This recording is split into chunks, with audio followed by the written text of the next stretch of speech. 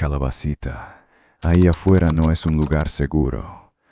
Los miembros de la cripta ya saben que aquí dentro están a salvo. Vos también podés convertirte en uno de ellos. La cripta te está esperando.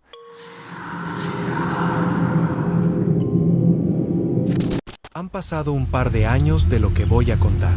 Por aquel entonces, trabajaba en el Instituto de Medicina Legal de Valencia. Yo tenía 26 y llevaba apenas uno en el puesto. No era forense, sino técnico en autopsias. Mi trabajo consistía en ayudar al médico, preparar la sala, manejar los registros y, sobre todo, trasladar los cuerpos. Era un empleo como cualquier otro, o al menos eso intentaba decirme a mí mismo para poder dormir por las noches. El edificio está en la Ciudad de la Justicia, pero no tiene nada que ver con los juzgados bulliciosos. La morgue está en un ala aparte, en semisótano. Las ventanas son pequeñas, alargadas, casi a ras del suelo, y por ellas solo se ven las piernas de la gente que pasa por la acera de arriba. Es curioso, desde dentro, ves cientos de pies pasar, y ninguno sabe que tú estás ahí abajo, entre el silencio y rodeado de muerte. Yo solía trabajar con Javier, un forense veterano, callado, de esos que han visto de todo y ya no les sorprende nada. Pero aquel año destinaron a una chica nueva para hacer prácticas. Se llamaba Carla. Tendría unos 24, recién salida de la facultad. Recuerdo que el primer día bajamos juntos en el ascensor de servicio. Era morena, de mirada seria y llevaba siempre el pelo recogido en una coleta. Le expliqué lo básico, el manejo de las taquillas, el protocolo de bata, el doble guante. Ella asentía a todo. Cuando abrí la puerta metálica que da al pasillo de las neveras, noté que se paró un segundo. Todo el mundo lo hace, no es por el frío, sino por el olor. No es solo a muerte, es una mezcla de formol, sangre drenada y algo metálico que se te pega en la garganta. Yo ya ni lo notaba, pero al verla a ella, con la mano aún en el pomo de la puerta y la respiración contenida, lo recordé. Luego te acostumbras, le dije, sin mucha convicción. Ella me miró y esbozó algo parecido a una sonrisa. Sí, eso espero. Nuestro turno era el de tarde, de 4 a 12 de la noche. Es el peor turno, porque cuando sale el sol, el mundo de arriba despierta y el ruido de los coches te recuerda que la vida sigue. Pero cuando cae la noche y los juzgados cierran, el silencio se vuelve realmente pesado. El semisótano se queda a oscuras, solo iluminado por los fluorescentes de los pasillos, que zumban y parpadean. Trabajar con Carla fue fácil desde el principio, era meticulosa, casi obsesiva. No le temblaba el pulso al hacer las incisiones sobre el pecho, pero notaba que evitaba mirar las caras, siempre miraba las manos. Los forenses jóvenes suelen hacer eso. Las manos aún conservan algo de la persona, quizás una arruga particular, una uña rota. La cara ya es un testimonio del final. Con el paso de las semanas, empezamos a coincidir en las pausas para el café en la salita de descanso.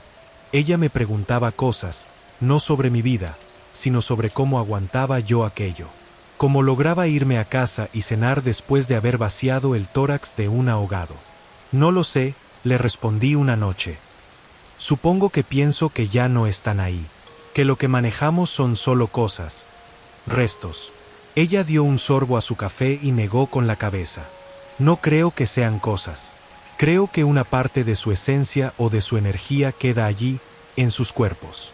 En ese momento no le di importancia, pero con el tiempo, entendí que ella lo sentía de verdad, que para Carla, en ese silencio de la morgue, había algo más. Todo empezó con un ingreso rutinario, un miércoles. Eran casi las 8 de la noche cuando sonó el teléfono de la entrada. Lo cogió Carla. Un accidente de tráfico en la B30, dijo al colgar. Van a traer a 2 jóvenes, uno ya está aquí, el otro llega en la siguiente ambulancia. Asentí y seguimos con lo nuestro, organizando el papeleo de la tarde. 1 hora después, entraron las camillas. El primero era un chico de unos 20 años, moreno, lo dejamos en la cámara 3. El segundo llegó 20 minutos más tarde, lo dejaron en la mesa de acero. Era una chica, también joven y también morena, con el rostro desfigurado por el golpe. Pero lo que más me impactó fue ver la expresión de Carla. Se quedó quieta, con el bolígrafo en la mano, mirando el rostro de la chica. Murmuré su nombre. Ella parpadeó y volvió a su sitio. Perdona, me ha parecido. No, nada, no es nada. Seguimos con el trabajo. Esa noche teníamos 2 autopsias pendientes, pero el médico de guardia, un suplente joven y nervioso, decidió dejarlas para la mañana siguiente. Así que nuestro trabajo se limitó a dejar los cuerpos preparados en sus neveras, etiquetados, con el parte provisional. Antes de irnos siempre pasábamos lista. Era un ritual fijo: abrir cada nevera, comprobar que todo estaba en orden y anotar en el registro. Esa noche lo hicimos juntos, como siempre. Llegamos a la cámara 4, donde habíamos dejado a la chica del accidente. Abrí la puerta metálica, corrí el panel y allí estaba, envuelta en la sábana blanca, con la etiqueta en el dedo gordo del pie, todo correcto. Cerré y anoté, pero cuando me giré, vi que Carla miraba el panel de control de temperatura de las neveras con el ceño fruncido. Le pregunté si pasaba algo. No, es solo que he notado algo raro. Como si la temperatura hubiera bajado de golpe, pero ya está estable. Cosas del sistema, respondí. Lleva años así, haré que lo vean mañana. Salimos del edificio pasadas las 12. La noche era fría y el asfalto brillaba por la lluvia reciente. Nos despedimos en la puerta. Ella vivía cerca, en el barrio de Ruzafa, y solía irse andando. Yo cogía el coche. Esa noche, mientras conducía hacia casa, no pude quitarme de la cabeza la imagen de Carla mirando a esa chica muerta. Había algo en sus ojos que no me gustaba. Al día siguiente, todo parecía normal. Llegué a las 3:30, media hora antes de empezar, para adelantar papeleo. Al bajar al semisótano noté algo extraño. La luz del pasillo de las neveras estaba encendida. Era raro, porque siempre la apagábamos al salir. Pensé que sería el médico de la mañana, que habría entrado a revisar algo. Pero al asomarme, no había nadie. Solo el zumbido de los motores y el mismo silencio de siempre. Me acerqué al panel de control. La temperatura de la cámara 4 estaba marcada en -4 grados, la habitual. Pero algo me hizo mirar el visor de apertura de puertas. Allí ponía que la puerta de la cámara 4 se había abierto a las 3 de la madrugada. Y luego otra vez a las 3:10. Llamé a seguridad, el vigilante nocturno, un hombre mayor llamado Emilio, que me juró que no había visto nada, que esa noche no había pasado nadie por allí, que él había hecho sus rondas y todo estaba en orden. Las máquinas fallan, dijo por el interfono, pero no me convenció. Cuando llegó Carla, no le dije nada, no quería preocuparla, pero ella misma lo notó en cuanto se puso la bata. Estaba inquieta. Durante toda la tarde apenas hablamos. Hacía su trabajo en silencio, pero de vez en cuando la sorprendía mirando hacia la puerta de las neveras, como si esperara que algo saliera de allí.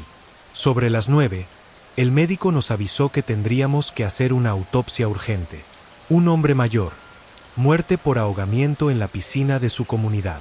Mientras preparaba la sala, Carla me dijo de repente: anoche soñé con ella, con la chica del accidente, la de la nevera 4.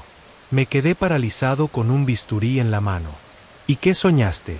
Soñé que ella estaba de pie, aquí, en medio de la sala. Me miraba y movía la boca como si me quisiera decir algo, pero no salía ningún sonido. Y luego empezó a caminar hacia las neveras, abrió la suya y se metió dentro. Dijo: son cosas de la mente, Carla. Este lugar no ayuda a dormir bien. Ella asintió con la cabeza. Supongo que sí, aunque fue demasiado real. Y cuando me desperté, eran las 3 de la madrugada, dijo ella. Tardé unos segundos en procesarlo. Las 3. La hora en que el sistema marcaba que se había abierto la nevera 4. No le conté lo de los registros. Me pareció que ya tenía bastante con la angustia de su sueño. Así que me limité a asentir, a decirle que eran casualidades. Ella me miró con unos ojos que parecían querer creerme, pero algo en su expresión me dijo que no lo conseguía. La autopsia del hombre ahogado nos mantuvo ocupados hasta pasadas las 11. Era un trabajo sucio, de esos en los que el agua que ha llenado los pulmones se mezcla con todo lo demás y el olor se vuelve acre, casi insoportable. Carla aguantó bien, pero noté que evitaba mirar el agua que drenábamos. Cuando terminamos, estábamos agotados. El médico se fue primero. Carla y yo nos quedamos para limpiar y cerrar. Era ya casi medianoche cuando terminamos. Voy a pasar lista, dije, cogiendo la tableta. Hicimos el recorrido juntos, como siempre. Nevera 1, 2, 3, todo correcto. Al llegar a la 4, noté que Carla se detenía unos pasos detrás de mí. No quiso acercarse. Abrí la puerta, corrí el panel y allí estaba la chica, envuelta en su sábana, igual que la noche anterior. Pero algo me hizo mirar más de cerca. La etiqueta del dedo gordo del pie estaba mal colocada. No era el plástico nuevo que le habíamos puesto nosotros. Era una etiqueta vieja, amarillenta, con un código que no reconocí. ¿Tú cambiaste la etiqueta de esta? No, no he tocado nada, contestó ella. Cerré la puerta más rápido de lo normal. En el registro anoté todo correcto, pero mi mano temblaba al hacerlo. No dije nada, no quería asustarla más. Al día siguiente, sábado, no trabajaba, pero no pude descansar, así que llamé a Carla por la tarde. Tardó en contestar y su voz sonaba ronca, como si hubiera llorado. Le pregunté si se encontraba bien. Sí, es solo que anoche volví a soñar con ella, pero esta vez fue distinto. Estaba dentro de la nevera, pero no estaba muerta. Respiraba muy despacio y me miraba. Y yo no podía moverme, solo veía como su aliento empañaba el plástico de la bolsa, dijo ella un poco nerviosa. Traté de calmarla, diciéndole que solo eran sueños. Lo sé, pero cuando me desperté, fui a beber agua y me miré al espejo del baño. Y durante un segundo, solo un segundo, no reconocí mi propia cara. Después de eso, no conseguí tranquilizarla de ningún modo. Colgamos poco después. El domingo me lo pasé dando vueltas por casa, intentando racionalizar. Necesitaba entender por qué aquella chica, un cuerpo más entre cientos, había conseguido meterse en nuestras cabezas. El lunes volví al trabajo con la determinación de revisarlo todo. Llegué 2 horas antes y revisé los registros de ingresos de la semana. Allí estaba la chica del accidente, ingresada el miércoles a las 21:47.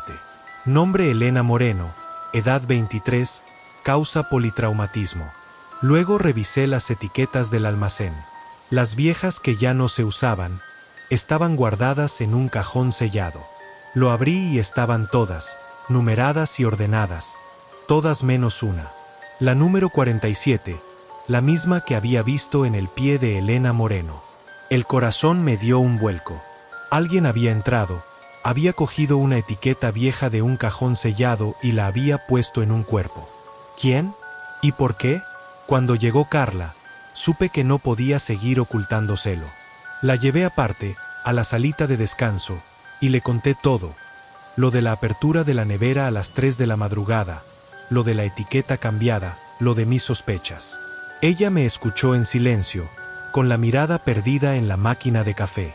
Cuando terminé, se quedó unos segundos sin hablar, y luego dijo: anoche no soñé con ella. Anoche no dormí. Me quedé despierta mirando al techo hasta que oí un ruido en el pasillo de casa. Fui a mirar y no había nadie. Pero al volver a la cama, en la mesa había una etiqueta. Una etiqueta de las nuestras, la número 47. El aire se volvió denso. ¿Tú la tienes?, pregunté, con la voz rota. Carla negó con la cabeza. Cuando me acerqué para recogerla, apenas la toqué, se desvaneció. Te juro que se esfumó frente a mis ojos, dijo ella. No sé por qué, pero sabía que no mentía. Decidimos no contárselo a nadie. ¿Qué íbamos a decir? ¿Que una etiqueta de cadáver había aparecido en la mesa de Carla y se había esfumado al tocarla? Sonaríamos como locos, o peor, como alguien que estaba manipulando pruebas. Pero esa semana todo cambió. Empezamos a trabajar de distinta manera. Ya no hacíamos pausas juntos para el café. Carla se quedaba en la sala de autopsias, repasando una y otra vez los mismos instrumentos. Yo evitaba mirar la puerta de la nevera 4, y sin embargo, no podía evitar sentir su presencia al pasar por delante. Era como si detrás de ella no hubiera un cuerpo inerte, sino otra cosa tratando de llamar nuestra atención. El miércoles hicieron el levantamiento del cadáver. La familia de Elena Moreno vino a reclamar el cuerpo para llevarlo a su pueblo. Recuerdo haber visto a su madre en el pasillo de arriba, cuando subí a firmar unos papeles. Era una mujer vestida de negro, con el pelo canoso recogido en un moño. No lloraba, solo miraba al frente con los ojos secos y vacíos. Me recordó a Carla, esa misma mirada de alguien que ha visto algo que no debería. Esa tarde, vaciamos la nevera 4. Entre el médico, un auxiliar de la funeraria y yo, sacamos el cuerpo, lo pusimos en el féretro y lo sellamos. Carla no quiso participar, se quedó en la sala de autopsias, limpiando lo que ya estaba limpio, hasta que oyó el portazo de la furgoneta al marcharse. Cuando salió al pasillo, se encontró con la puerta de la nevera 4 abierta de par en par, vacía. «Ya se la han llevado», le dije. Ella asintió, pero no apartaba la vista del interior de la cámara. «¿Crees que se acabará?», preguntó ella. No supe qué responder. Pensé que con el cuerpo fuera, todo volvería a la normalidad. Que los sueños de Carla cesarían, que los registros dejarían de mostrar anomalías, pero me equivocaba. 3 noches después, sonó mi teléfono a las 3:20 de la madrugada. Era Carla. Su voz temblaba tanto que apenas entendía lo que decía. «¿Está aquí? Elena está en mi casa». Me incorporé en la cama, el corazón me latía con fuerza. «¿Cómo que está en tu casa? Carla, estuviste soñando, tienes que calmarte». «No estuve soñando», susurró ella. «Está sentada en una silla del living. La estoy viendo desde mi cuarto. No se mueve, pero me está mirando. Tiene la cara destrozada por el golpe, igual que cuando la trajeron».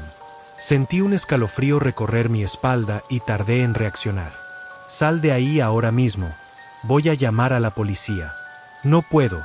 Si me muevo se acercará». «Lo sé», dijo con la voz quebrada. De pronto, su voz se cortó, y durante unos segundos solo oí su respiración agitada. Luego un ruido, y la llamada se cortó. Marqué una y otra vez, pero saltaba el buzón de voz. Llamé a la policía, les di su dirección, les expliqué que una amiga estaba en peligro. No supe cómo justificarlo sin sonar como un loco, así que dije que había oído forcejeos, que alguien había entrado en su casa. Me vestí a toda prisa y salí hacia Ruzafa. Conduje como un desquiciado, saltándome semáforos para llegar a tiempo. Cuando por fin aparqué delante de su edificio, ya había una patrulla en la puerta. Subí corriendo las escaleras. La puerta de su piso estaba abierta. Dentro, 2 policías hablaban con Carla, que estaba sentada en el sofá, blanca como el papel. Cuando me vio, levantó la vista. «No había nadie», dijo uno de los policías. «Hemos registrado toda la casa. Está limpia». Me acerqué a Carla. Ella me agarró la mano con una fuerza que no esperaba. «Estaba ahí», susurró ella. «Te lo juro, estaba ahí». Los policías se fueron después de tomar los datos, convencidos de que era una crisis de ansiedad. Nos fuimos a mi casa. Pensé que iba a sentirse más segura fuera de allí, al menos por ese día. Cuando llegamos, Carla me dijo: «Ya no puedo volver allí», y supe que no hablaba de su casa. Carla no volvió a trabajar. Cogió una baja médica que se alargó semanas y luego meses. Al principio la llamaba a menudo, pero sus respuestas eran cada vez más cortas, más distantes. Hasta que un día dejó de contestar. Pregunté en recursos humanos y me dijeron que había pedido el traslado a otra ciudad. Málaga, creo, pero no me dieron más datos. Yo también decidí irme. Esa presencia se hacía cada vez más notoria en el trabajo y ya no podía tolerarlo más. Me mudé a un pueblo pequeño, lejos de Valencia, donde trabajaba en una tienda de ultramarinos. A veces, cuando cerraba el local y me quedaba solo barriendo el suelo, me acordaba de Carla. Me preguntaba dónde estaría, si habría conseguido olvidar. Unas semanas después, recibí una carta. El matasellos era de Málaga. Dentro, Solo había una foto donde aparecía Carla. Estaba sentada en una terraza, sonriendo con el sol de fondo. Parecía feliz, pero al dar la vuelta a la foto, vi lo que había escrito en el reverso: todavía la veo, pero ya no tengo miedo. Esa noche no pude dormir. La imagen de Carla sonriente contrastaba con aquel mensaje inquietante. Me pregunté qué querría decir. Y entonces, sin saber muy bien por qué, empecé a darle vueltas a Elena Moreno, a la chica de la nevera 4. Al día siguiente, tomé una decisión. Necesitaba entender qué había pasado realmente con aquella chica. Recordé que en los papeles del ingreso ponía el nombre de su pueblo. Empecé a buscar en internet, en registros de accidentes. Tardé 3 días, pero encontré la noticia: 2 jóvenes fallecen en un trágico accidente en la B30. Allí estaba su nombre: Elena Moreno García, 23 años, de Mora de Rubielos. Conseguí el teléfono del ayuntamiento y llamé. Dije que era un compañero de trabajo de Elena, que quería dar el pésame a la familia. Me dieron un número y llamé. Una mujer contestó al otro lado con la voz cansada. ¿Señora Moreno? Mi nombre es... Bueno, trabajé en el Instituto de Medicina Legal de Valencia. Conocí a su hija, no sé si podría hablar con usted. Hubo un silencio largo, y luego un suspiro.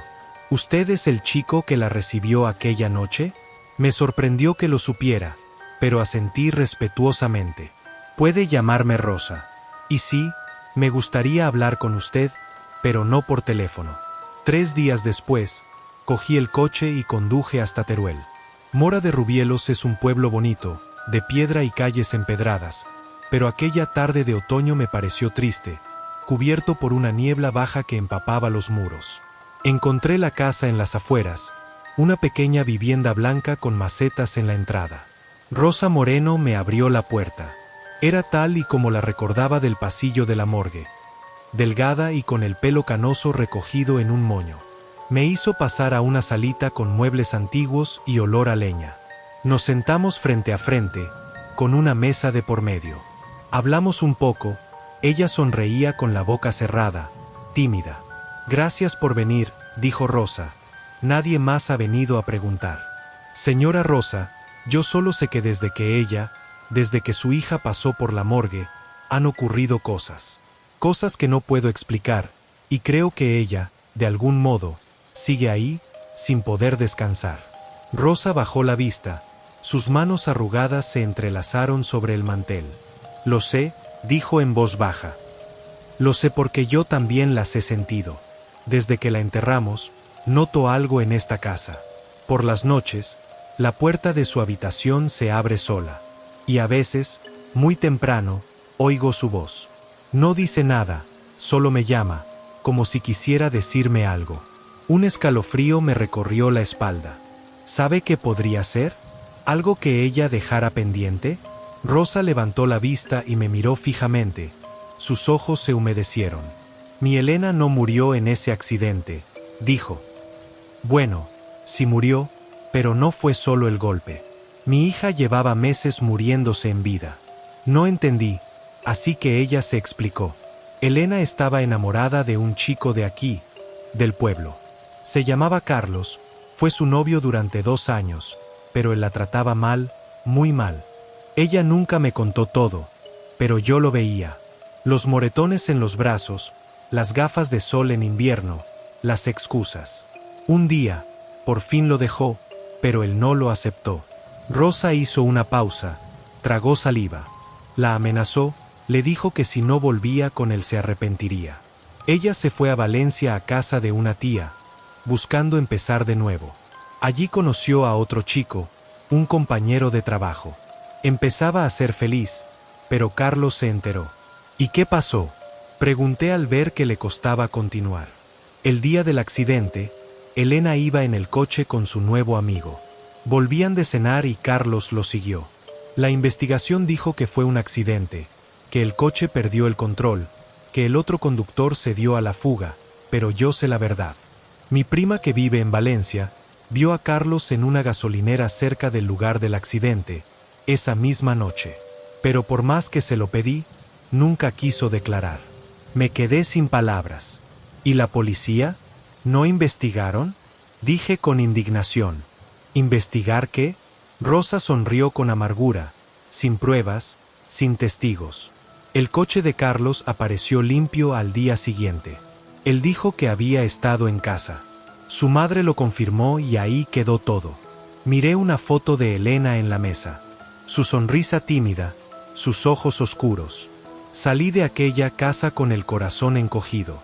Conducía de vuelta sin ser consciente del paisaje, solo con la imagen de Elena en la cabeza. Y entonces lo entendí todo, las apariciones, los sueños de Carla, la etiqueta número 47. Elena no descansaba porque su muerte no había sido un accidente. Porque el hombre que la mató seguía libre y no había pagado por lo que hizo. Esa noche, de vuelta en mi pueblo, me senté frente al ordenador y busqué a Carlos. No fue difícil. Un nombre, un pueblo pequeño, las redes sociales. Allí estaba, tenía 32 años, casado y con 2 hijos. Trabajaba en una autoescuela en Teruel capital. Sonreía en las fotos el maldito, como si nada hubiera pasado. No supe qué hacer. ¿Llamar a la policía? ¿Contarles lo que Rosa me había dicho? ¿Sin pruebas? ¿Sin nada? ¿Decirles que un fantasma me había pedido justicia? Pero esa noche al apagar la luz, sentí un frío helado, seguido de un aliento detrás de mi nuca, que hizo que se me erizaran todos los vellos de mi piel. Me giré aterrado, no vi nada, pero supe que ella estaba ahí. Volví a Mora de Rubielos para hablar con Rosa y le pedí todos los detalles que recordara, todas las pruebas que tuviera, por pequeñas que fueran. Luego fui a Valencia y me encontré con la prima de Rosa, la de la gasolinera. Me llevó al lugar exacto donde había visto a Carlos aquella noche, hasta recordaba la matrícula. Con eso, fui a la policía y puse una denuncia. La verdad, no esperaba mucho, pero algo ocurrió. Quizá fue el azar, quizá fue otra cosa, pero el caso se reabrió. Encontraron a un testigo nuevo, un camionero que había visto el coche de Carlos cerca del lugar del accidente. Y luego, la madre de Carlos, ya mayor y enferma, habló. Dijo que aquella noche su hijo había llegado a casa más tarde de lo que ella había declarado. Que le había visto nervioso, con el coche abollado. Y eso fue suficiente. Carlos fue detenido 8 meses después. Lo juzgaron por homicidio imprudente y omisión de socorro. No era justicia plena, no era lo que Elena merecía, pero era algo. La última vez que vi a Rosa fue en el juicio. Me abrazó sin decir nada, con sus brazos flacos y fuertes apretándome. Cuando me soltó, vi que en sus ojos ya no había aquel vacío, había algo parecido a la paz. Esa noche volví a casa y me acosté temprano, agotado. Y por primera vez en mucho tiempo, dormí sin sobresaltos, sin frío y sin alientos detrás de la nuca. Nunca más volví a sentir su presencia. A veces, cuando cierro el local y me quedo solo barriendo, pienso en Elena, en su sonrisa tímida de la foto, en sus ojos oscuros. Y me pregunto si en algún lugar, en algún sitio que no podemos ver, estará por fin en paz.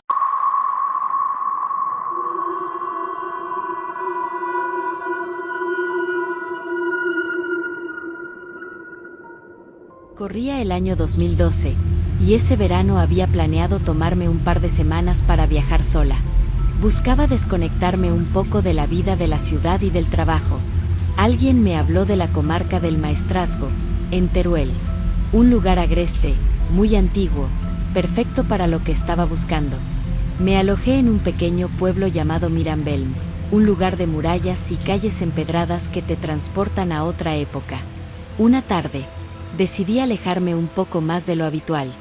Crucé el arco de la iglesia y tomé un camino de tierra que se internaba en un valle estrecho. El sol de julio apretaba, pero una brisa constante aliviaba el calor. Caminé durante casi una hora, sin otro propósito que el de perderme en el paisaje. Entonces, pude ver a lo lejos una casona.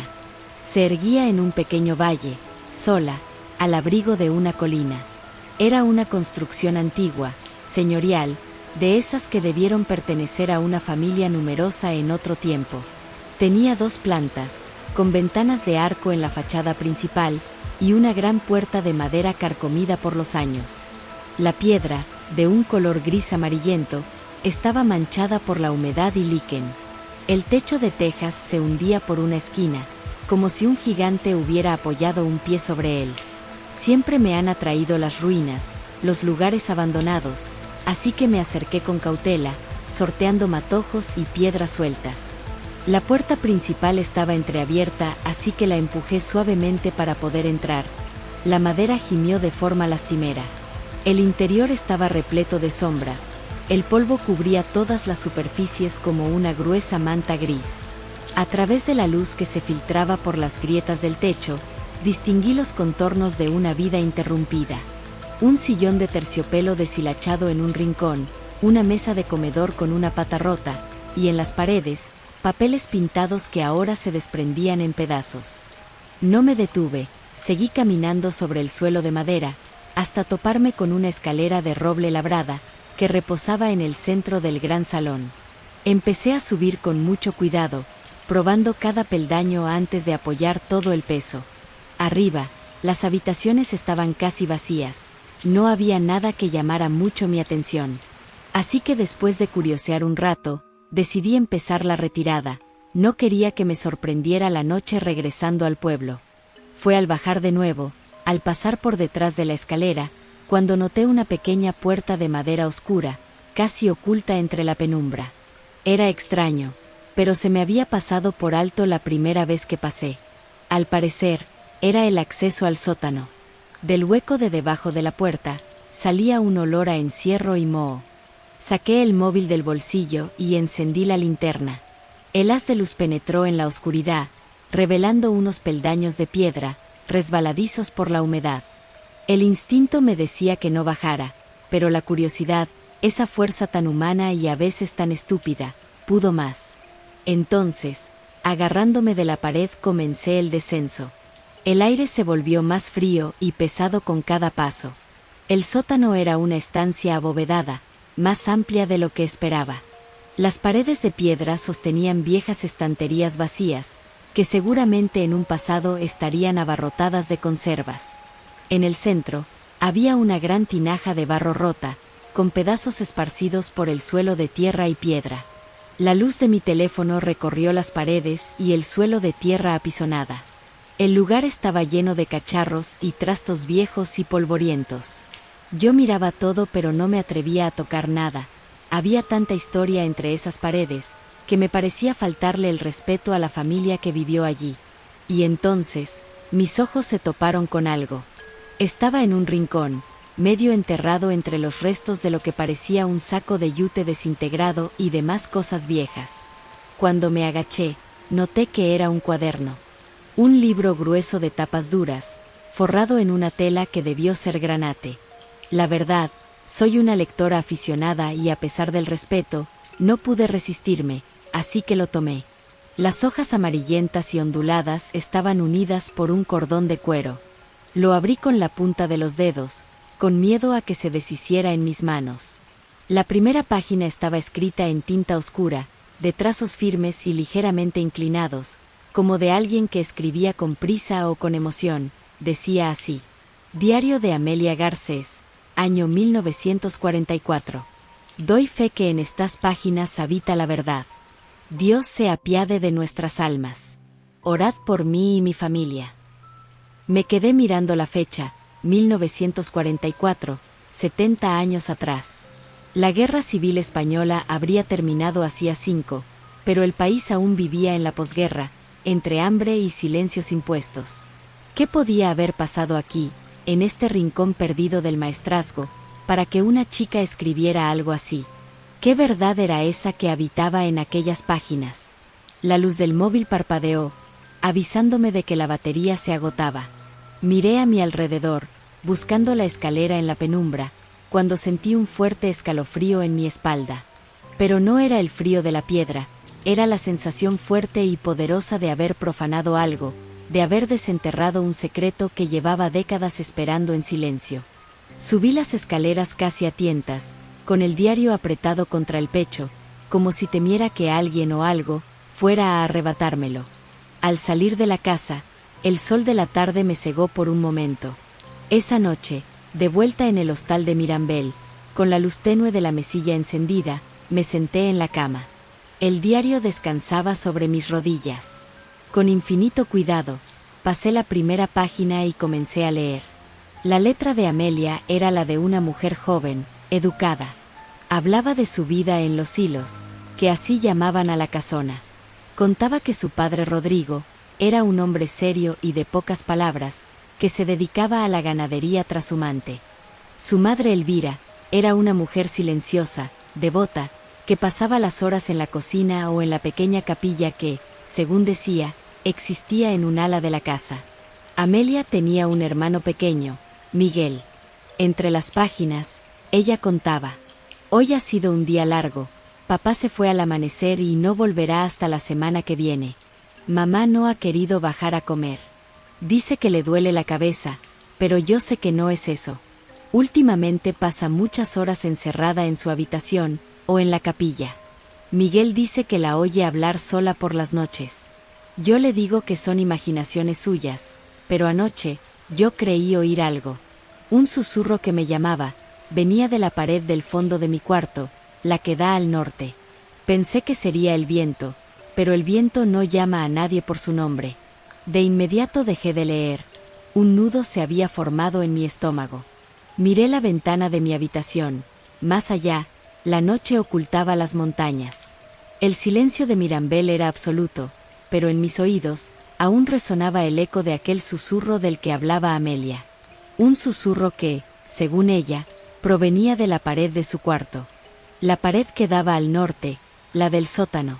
Pasé gran parte de la noche leyendo, con el corazón en un puño y los dedos helados a pesar del calor del verano. La letra de Amelia, pulcra al principio, se volvía más temblorosa según avanzaban las páginas, como si la misma mano que sujetaba la pluma hubiera comenzado a temblar de miedo. Leí otro fragmento del 26 de marzo de 1944, que decía: «Hoy bajé a la bodega a buscar una botella de vino añejo que papá quería para cenar.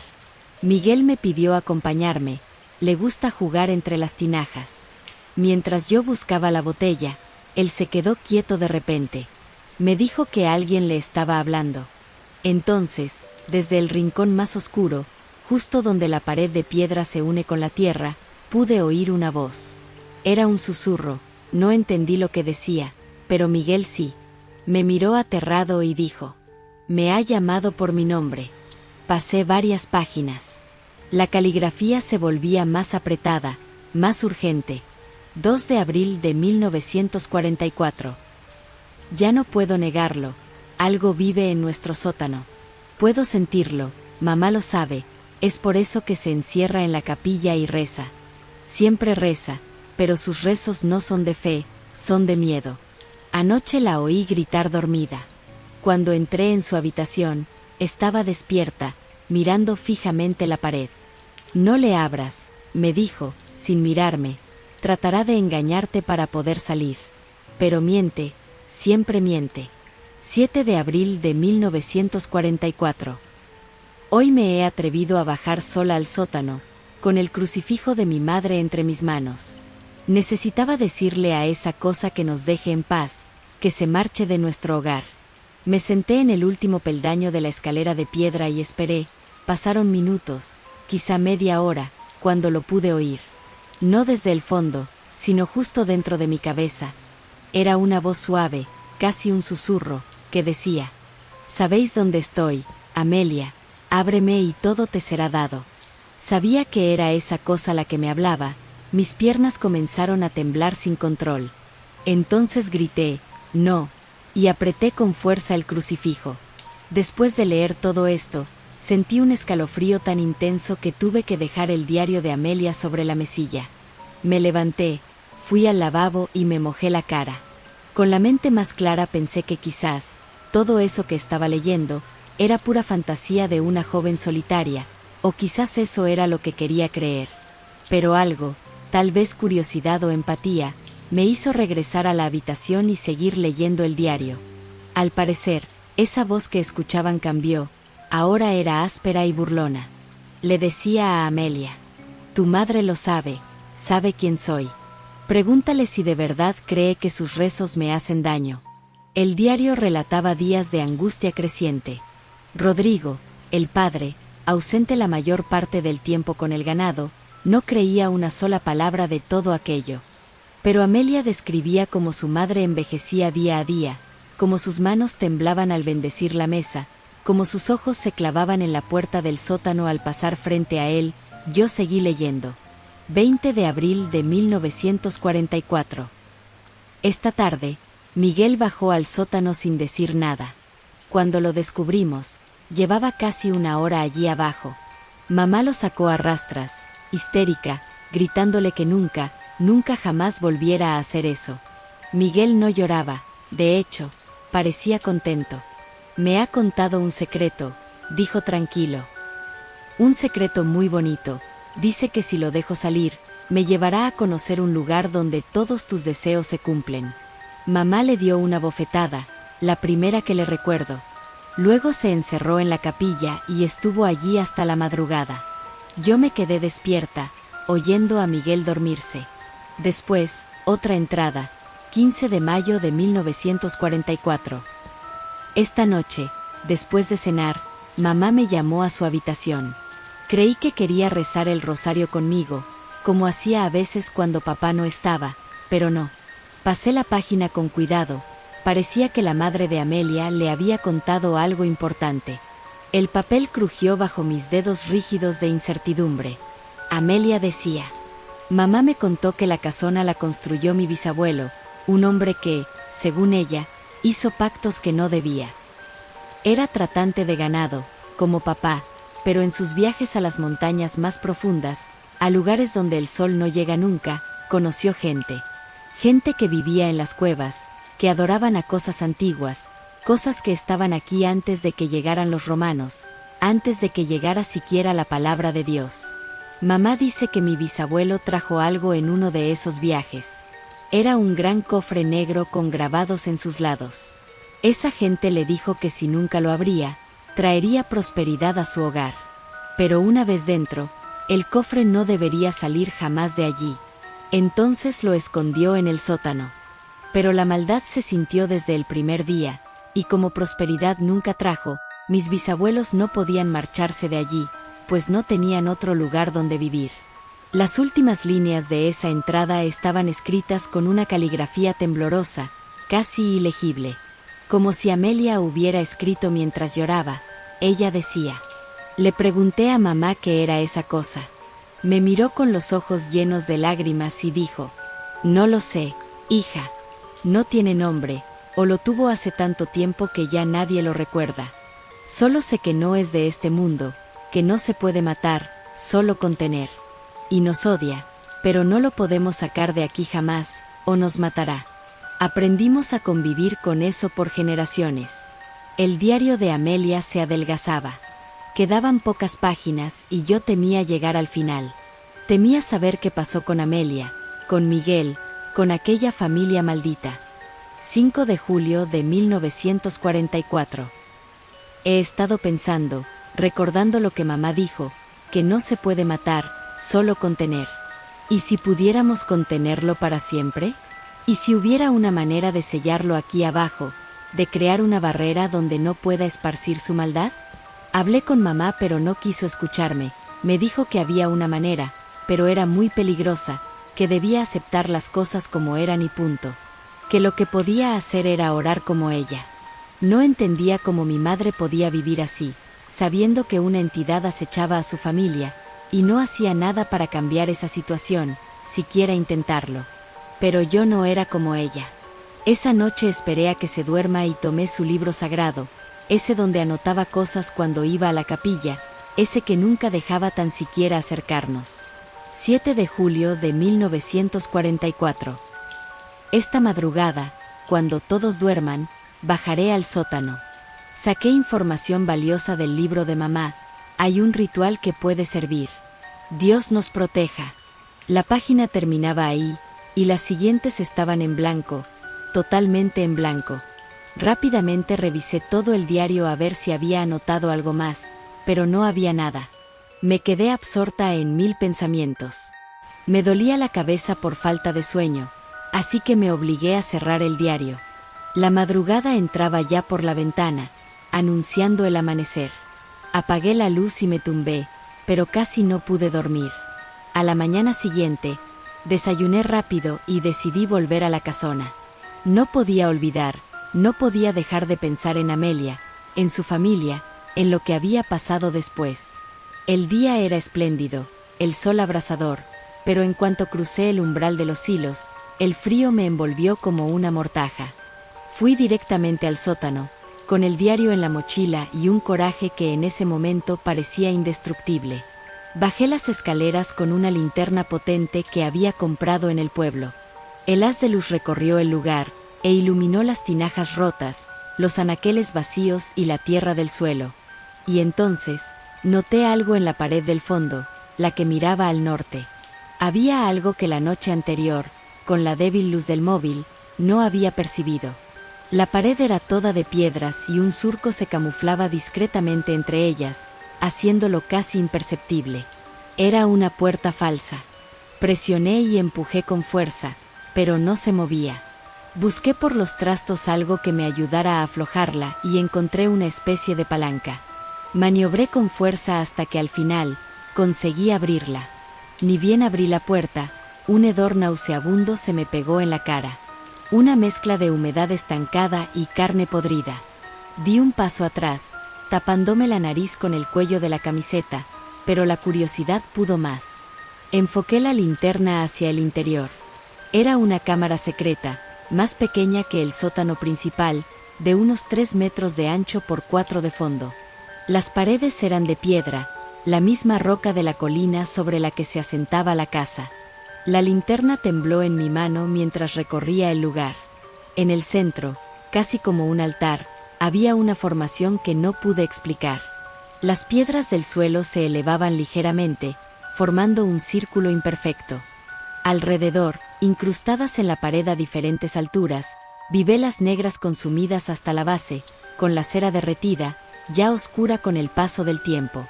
Y allí, en un rincón de la pared del fondo había un cofre, negro y con grabaciones a los lados. Casi me caigo de espaldas. Mi respiración se volvió superficial y noté que mis piernas se sentían calientes, no respondían. Y entonces, oí un susurro ronco que venía de dentro del cofre. «Has vuelto», dijo, y mi rostro empalideció. «Ahora sabes quién soy, pero hay algo que aún no sabes. Algo que Amelia no escribió». Me tapé los oídos, pero la voz seguía allí, dentro y fuera, como en todas partes. Empecé a hiperventilar y, esa cosa, soltó una risa tan espantosa que sentí que mi corazón se detuvo por unos segundos. Salí de ese sótano como alma que lleva el diablo. Tropecé en las escaleras, me rasguñé las manos contra la piedra, pero no paré hasta estar fuera, bajo el sol cegador. Me senté en una roca, temblando, intentando recuperar el aliento. No recuerdo cómo amaneció aquel día. Recuerdo haber pasado las horas en vela, acurrucada en la cama, con las luces encendidas y las cortinas bien cerradas. Recuerdo haber rezado, yo que nunca rezo. Recuerdo haber prometido que, si lograba olvidar aquella voz, jamás volvería a acercarme a un lugar abandonado. Decidí que lo mejor que podía hacer para mi paz mental era marcharme. Seguramente esa familia habrá hecho lo mismo en su época, se habrán ido con tanta prisa que hasta el diario de Amelia olvidaron. Bajé a recepción, pedí a la dueña de la casa que me llamara un taxi, y esperé. Cuando llegó, subí con mi mochila y el diario. Pero antes de irme pasé por la Guardia Civil de Cantavieja, el pueblo más grande de la comarca. Algo me empujaba a hacerlo, quizá era la empatía por aquella joven que había dado su vida por su familia. Quizá era la necesidad de saber qué había pasado realmente. Quizá era el miedo, el puro y simple miedo de haberme convertido sin querer, en la siguiente página de aquella historia. Tardé un minuto en explicar todo a la gente. En contar lo del diario, lo de la casona, lo de Amelia, evitando contar las cosas que no tenían explicación racional, era mejor así. El agente me escuchó en silencio. Cuando terminé, Hizo una pausa y luego dijo: ¿Dice que el diario es de 1944? Asentí, y él me explicó que eso ya no era competencia de ellos, que tendría que hablar con el juzgado, o con el archivo histórico. Me dijo que no podían desplazar una patrulla porque alguien haya encontrado un diario antiguo, que si quería, podía dejarlo allí y le echarían un vistazo en algún momento. Dejé el diario apoyado en su escritorio junto con mi nombre y número telefónico y me fui. La frustración me quemaba por dentro, pero no había nada más que yo pudiera hacer. Pasaron 3 semanas hasta que volví a saber algo. Estaba en mi piso de Madrid, intentando retomar mi vida, cuando sonó el teléfono. Era un número de Teruel, de la Guardia Civil de Cantavieja. El corazón se me paró. Habla el sargento Jiménez, de la Guardia Civil de Cantavieja. La llamo por lo de los Garcés. ¿Encontraron algo, señor?, pregunté, muy atenta a lo que fuera a decir. Encontramos restos humanos, muy antiguos. Hemos llamado a un equipo de forenses y a un arqueólogo. Parece que eso lleva ahí mucho tiempo. Décadas, o quizá más. En el suelo de la cámara, bajo la tierra, encontramos un medallón, un crucifijo con un nombre grabado, Garcés. No hallamos ningún cofre como el que usted mencionó, pero hemos podido identificar a la familia gracias a los archivos parroquiales de Mirambel. Los Garcés desaparecieron en 1944, se dio por hecho que emigraron, que se fueron a Francia como tantos otros. Pero, ¿y los restos?, susurré, sujetándome de la pared para no caer. Los forenses creen que son de una mujer joven, y de un niño de unos 8 años, dijo. Cuando terminamos de hablar, colgué. Me senté en el suelo de mi piso, con la mirada perdida, sintiendo un peso inmenso sobre los hombros. 70 años llevaba Amelia en aquel sótano. 70 años llevaba Miguel. Lo único que me queda es pensar que, con suerte, ahora ellos son libres de esa entidad que los acechó durante tanto tiempo.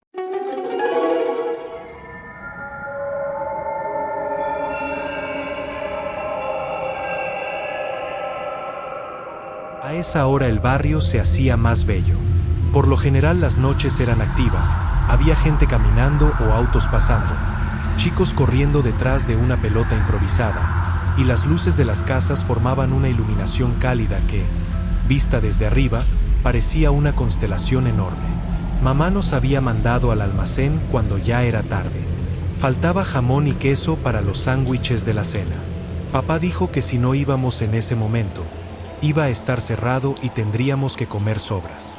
Vamos y volvemos rápido, le dije a Valentino, mi hermanito menor. Él no respondió enseguida, le daba miedo la oscuridad. Se puso la campera inflada y me miró como si quisiera protestar, pero no lo hizo. A veces creo que confía en mí, más de lo que debería. Salimos con una bolsa de tela doblada y los billetes bien guardados en el bolsillo. A pesar de ser muchas cuadras, tenía bastante claro el tramo. Lo había hecho 1000 veces, tanto que podía recorrerlo con los ojos cerrados, así que no podía desorientarme. A mitad de la 5ª cuadra vi los pastizales. Crecen entre nuestro sector y la parte más nueva del barrio, donde las casas están más separadas y muchos terrenos baldíos aún no tienen dueño. De día no impresionan, son solo yuyos altos y pajonales amarillos. Pero de noche se transforman en una pared oscura y espesa, que parece moverse incluso cuando no hay viento. Me detuve un momento y pensé, si cruzábamos por ahí, evitábamos dar toda la vuelta por la calle larga. El almacén quedaba más directo, casi en línea recta. Por acá seguro llegamos más rápido, es un atajo, dije, señalando el hueco entre los pastos. Valentino miró la abertura. No se veía el otro lado, solo un túnel negro entre tallos que nos superaban en altura. Está muy oscuro, murmuró con la voz temblorosa. Tenía razón, los faroles del barrio estaban puestos cada tantas cuadras y ninguno iluminaba ese sector. Son 2 minutos, insistí, mientras me acercaba a los yuyos. No quería admitir que a mí también me daba algo raro en el estómago. Pero era solo pasto, solo tierra y bichos inofensivos. Lo peor que podía pasar era que nos piquen los mosquitos. Le extendí la mano y después de un segundo, la tomó. Entramos, el pasto nos rozaba los brazos y la cara. Las hojas secas raspaban la campera y hacían un sonido áspero. El suelo estaba más blando, como si hubiera retenido humedad de alguna lluvia vieja. Avanzábamos despacio porque no veíamos bien dónde pisábamos. Al principio se escuchaban los grillos del otro lado, pero en algún punto dejaron de oírse. No fue gradual, simplemente desaparecieron. De pronto, el viento empezó a moverse entre los tallos con más fuerza. No era una brisa común, era irregular, como si viniera en pulsos. Los pastos se inclinaban y volvían a levantarse en oleadas desordenadas, rozándose entre sí con un murmullo que parecía un aullido. Apreté la mano de mi hermano, no veía el final del túnel. Por un momento pensé que habíamos entrado más profundo de lo que recordaba que era posible. Intenté orientarme mirando el cielo, pero las nubes grises tapaban cualquier referencia. Todo era una masa oscura arriba y otra alrededor. Entonces, tan abruptamente como había desaparecido el sonido de los insectos, el pasto terminó y salimos a la calle. Solté el aire sin darme cuenta de que lo había estado conteniendo. El camino de tierra seguía frente a nosotros, iluminado por un farol alto, descascarado, igual a todos los demás. Las casas bajas se alineaban a los costados, al igual que las veredas rotas, los alambrados torcidos, todo estaba en su lugar. Pero el viento seguía soplando con esa intensidad rara, y seguía sin escucharse un solo insecto. Ni un perro, lo cual era rarísimo, porque siempre los perros de las casas suelen ladrarle a cualquiera que pase por la calle.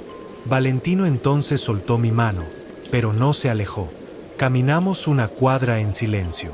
Un farol alto, enorme, parpadeaba sin parar. No recordaba que ese farol tan alto estuviera ahí. Intenté convencerme de que era yo el que estaba confundido. El barrio cambia, ponen luces nuevas, sacan otras. Doblé en la esquina donde debía verse el cartel del almacén, la pintura roja del frente y la ventana con rejas. Pero cuando doblé, la esquina estaba vacía. No había almacén, en su lugar había un terreno baldío, cercado con alambre oxidado, pasto bajo y tierra removida, como si alguien hubiera demolido algo hacía poco. Me quedé quieto, no podía ser otra esquina. Miré hacia atrás, buscando el pastizal, pero no se veía desde ahí. Valentino también se desorientó, se acercó más a mí y murmuró mi nombre. Pero no le respondí, porque por primera vez, desde que salimos de casa, tuve la sensación clara de que habíamos llegado al lugar correcto. Solo que no era el correcto. Nos equivocamos de esquina, murmuré, más para convencerme a mí que a Valentino. Volvimos por la misma calle, o eso creí. El farol que antes parpadeaba ahora titilaba con una cadencia distinta, más lenta. La luz se encendía y apagaba en pulsos largos que estiraban las sombras, hasta deformarlas como si fueran monstruos enormes. Seguro salimos por otro lado del pastizal, dije, tratando de sonar seguro. Hay varias salidas, pero mientras avanzábamos, la cuadra no terminaba nunca. Las casas se veían cada vez más oscuras, ni un alma caminaba por la calle. Tampoco se veía el brillo azul de un televisor, siquiera una voz humana. Me acerqué a una de las casas que juraría reconocer, y levanté la vista hacia la puerta. Era demasiado alta, el marco se alzaba casi hasta el techo del porche, como si estuviera hecha para alguien mucho más grande. Las bisagras parecían gruesas, pesadas, y el picaporte quedaba a la altura de mi frente. ¿Las puertas siempre fueron así?, susurró Valentino mientras levantaba la cabeza. Miré la siguiente casa y vi la misma puerta alargada. La siguiente igual, todas estaban así. Sentí algo frío correrme por la espalda. Seguro es la perspectiva, dije rápido, aunque estaba igual de confundido que él. El farol volvió a parpadear y por un instante, el barrio quedó completamente a oscuras. En ese segundo sin luz, tuve la certeza de que no estábamos solos. Recuerdo haber escuchado movimiento, uno muy rápido y fugaz. Cuando volvió el resplandor amarillento, seguimos caminando, más pegados entre nosotros. El silencio era tan espeso que nuestros pasos sobre la tierra sonaban con eco. Y de repente, escuché un crujido claro detrás nuestro. No era el viento, era algo que pisaba. Estaba aterrado de mirar, pero aún así lo hice. Al final de la cuadra, una figura cruzó de un lado al otro. Era enorme y se movía en 4 patas, con la espalda arqueada y los hombros demasiado altos. Se detuvo bajo el farol y movió la especie de cabeza alargada que tenía, como si buscara algo. Y cuando retomó la marcha, la cosa se enderezó. Las patas delanteras se estiraron hacia arriba hasta quedar a los costados, como brazos humanos. Quise entender qué tenía en la cara, pero no tenía rasgos que pudiera distinguir, solo una masa oscura casi tan negra como la noche. Valentino apretó mi campera con fuerza. Yo dejé de respirar, hasta que la figura pasó de largo y desapareció de nuestro campo de visión. No sé cuánto tiempo nos quedamos quietos después de que esa cosa desapareció. Sentía el corazón latiéndome en la garganta y las manos frías. «Tadeo, tenemos que volver», susurró Valentino, pálido como el papel. Asentí con la cabeza sin siquiera mirarlo, aunque ya no tenía idea de cómo volver. Empezamos a caminar más rápido. Después, casi sin darnos cuenta, estábamos trotando. No queríamos correr del todo, como si hacerlo fuera admitir que algo nos perseguía. Las sombras parecían estirarse detrás nuestro, y cada vez que un farol titilaba, imaginaba esa figura reapareciendo a mitad de la calle. Entonces doblamos en otra esquina al azar, y como una luz de esperanza en la oscuridad, ahí estaba el cartel, la pared roja del frente y la ventana con rejas. Era el bendito almacén. Una luz blanca y fija salía desde adentro, formando un rectángulo perfecto sobre la vereda de tierra. Era la primera luz estable que veíamos desde que salimos del pastizal. «Te dije que era por acá», dije a Valentino, casi riéndome de alivio. Así que corrimos y tocamos el timbre desde afuera, pero el sonido fue extraño, como si estuviera amortiguado, más grave de lo normal. El almacén estaba igual que siempre. Las heladeras al fondo, las estanterías cargadas de paquetes, el mostrador de vidrio con caramelos. Incluso el olor a fiambre era el mismo. Detrás del mostrador estaba Mario, el dueño del almacén. Era un tipo amable, siempre tirando chistes y hablando con soltura. Lo raro fue que ni siquiera levantó la cabeza cuando se acercó a nosotros. «Buenas noches, Mario», le dije, aún respirando agitado. «Venimos por jamón y queso. 200 de cada uno, por favor».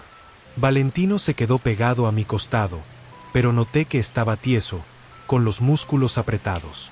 Mario, sin decir nada, tomó el jamón y lo apoyó en la máquina. El motor arrancó con un zumbido constante y él empezó a cortar. «¿Sabes qué pasa afuera? No hay nadie, las casas están todas apagadas», dije, más para comprobar que él era el mismo de siempre, que por otra cosa. Pero no me respondió, no hizo ni un gesto. Solo sonreía, pero no era una sonrisa amplia. Era leve y fija, como si alguien la hubiera dibujado en su cara y la hubiese dejado ahí. El jamón caía en fetas perfectas sobre el papel manteca. Tragué saliva y cruzamos miradas con Valentino. Cuando volví a ver a Mario, noté algo que me dejó helado. Mientras su cuerpo seguía de frente, uno de sus ojos se desvió lentamente hacia mí. No giró la cabeza, solo el ojo. Se deslizó hacia el costado hasta quedar completamente blanco en un extremo, clavado en mi cara. Susurré el nombre de mi hermano, sin poder siquiera mover la cabeza hacia él. Y cuando Mario empezó a cortar el queso, ya no pude esperar más. Agarré a Valentino del brazo y tiré con fuerza. Entonces salimos corriendo sin mirar atrás. El aire me quemaba los pulmones mientras corríamos sin dirección clara. Ya no intentaba disimular el miedo, corría como si algo me respirara en la nuca. «Vamos por acá», grité, doblando en una esquina que creí reconocer. Pero todas las esquinas empezaban a verse iguales. El barrio era un laberinto que se reacomodaba mientras avanzábamos. Entonces escuché un roce que venía del pastizal. A nuestra izquierda los yuyos altos se agitaban, pero no como con viento. Se abrían en franjas, como si algo pesado avanzara paralelo a nosotros, algo grande. «No mires, solo corre», le dije a Valentino, aunque yo sí miré. Entre los tallos oscuros aparecían formas que se desplazaban en 4 patas. A veces se asomaba algo que parecía un lomo demasiado largo, o una extremidad que se flexionaba al revés. La calle desembocó, de golpe, en el descampado. El pastizal se extendía frente a nosotros como una pared negra y espesa. Los tallos se balanceaban como locos con el viento fuerte que arremetía.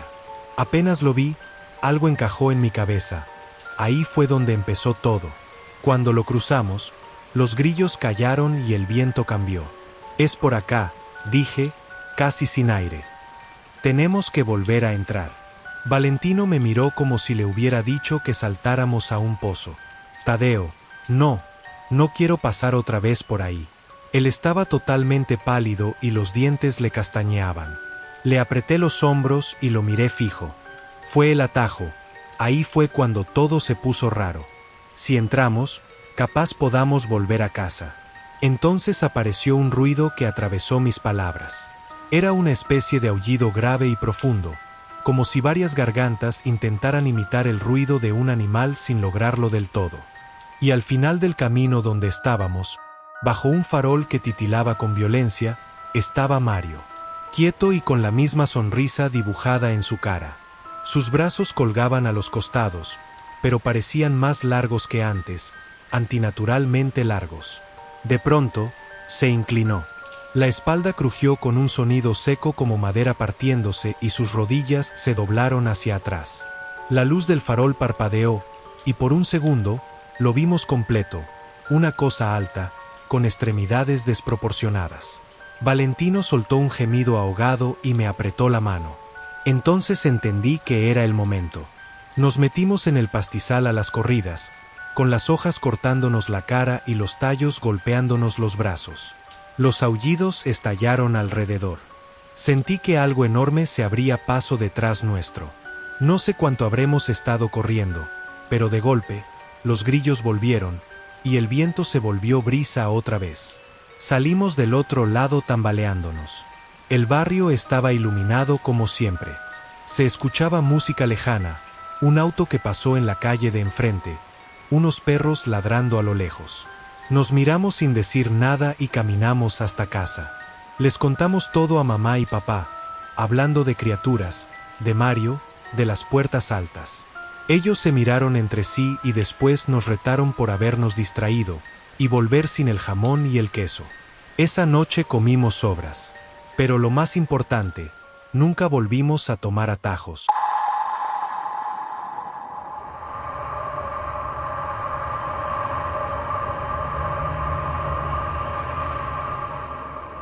Mi nombre es Ernesto y llevo casi 15 años manejando autobuses foráneos.